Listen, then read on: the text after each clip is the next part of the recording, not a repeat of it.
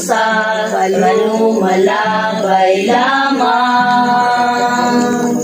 Ang atong puluyanan tuwa sa langit, sa atong Diyos iandam.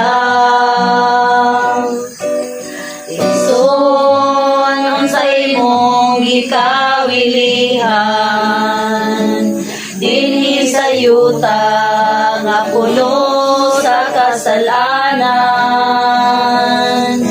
puno sa kasubot o kapakyasan. Igsoon dili ni atong puluyanan, adto ta sa langit nga arang tangpuyan. Din wala na'y kasakit nga atong matagamtang, dito ta ninyo mag-uban.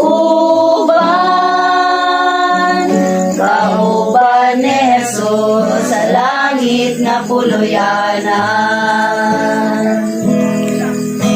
Ikaw na higugma dinhi sa kalibutan, kayang imong bahagi nagaw pa sa uban.